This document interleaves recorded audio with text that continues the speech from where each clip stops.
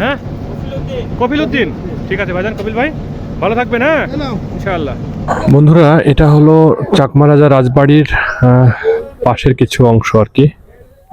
দেখেন, এখানে যারা ঘুরে দেখছে তাদেরকে বলবো যে তারা যেন সুশৃঙ্খলভাবে এটা ঘুরে বেড়ান। এটা হলো অপার সম্ভাবনাময় চাকমা রাজা রাজবাড়ি।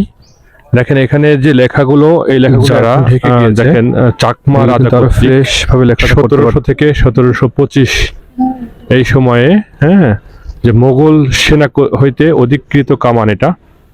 এবং এই কামানটা যিনি অধিকৃত করেছিলেন সেটা হলো ফতে খা। জি, এটা একটা ঐতিহ্যবাহী স্থাপনা। এইটা কাপ্তাই লেকের রাঙামাটি জেলার ঠিক কাছাকাছি। পর্যটকরা আসে, তাদের জন্য এখানে নিরাপত্তার একটু ঘাটতি আছে। আশেপাশের এই পরিবেশগুলো সংরক্ষণ করার ব্যবস্থা করা যেতে পারে।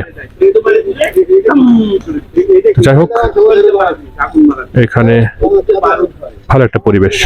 চাকমারাজ, যার জন্ম হলো 1897 এবং মৃত্যু হলো 1934।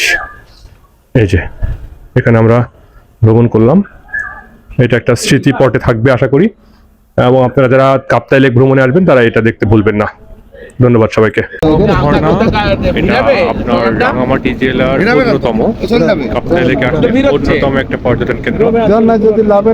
এখানে প্রত্যেকেই যারা কাপ্তাই লেকে আসেন তারা কিন্তু প্রত্যেকেই এই দৃশ্যটা ধারণ করার চেষ্টা করেন, বিকজ এখানে বছরের বেশিরভাগ সময় এই শুভলং ঝর্ণাতে আসলে পানি পাওয়া যায়। যদিও এখন শীত মৌসুম, এই সময়টায় ঝর্ণাতে পানি আছে কিনা আমরা জানি না।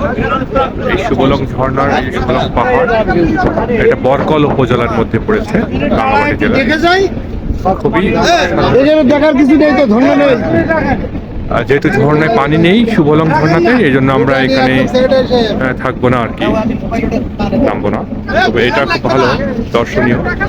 যারা বাংলাদেশকে জানতে চান, বাংলাদেশে এসে স্বর্গীয় অনুভূতি পেতে চান, এক কথায় বাংলাদেশেও কিন্তু ভূস্বর্গ আছে, সেটা দেখার জন্য আপনারা যারা আসতে চান তারা অবশ্যই এখানে আসবেন। কারণ বাংলাদেশের ভূস্বর্গ বলা হয় কাপ্তাই লেককে। তো সেক্ষেত্রে বাংলাদেশের ভূস্বর্গ, বাংলাদেশকে জানুন। বাংলাদেশের যারা ভ্রমণের প্রতি উৎসাহ আছে, আগ্রহ আছে, উদ্দীপনা আছে, তারা কিন্তু এই শুভলং ঝর্ণার, শুভলং পাহাড়, এটা কিন্তু আপনারা ভ্রমণ করতে কখনোই ভুলবে না। শুভলং ঝর্ণা পর্যটন কেন্দ্র, এটা দেখতে পাচ্ছেন, শুভলং ঝর্ণা পর্যটন কেন্দ্র।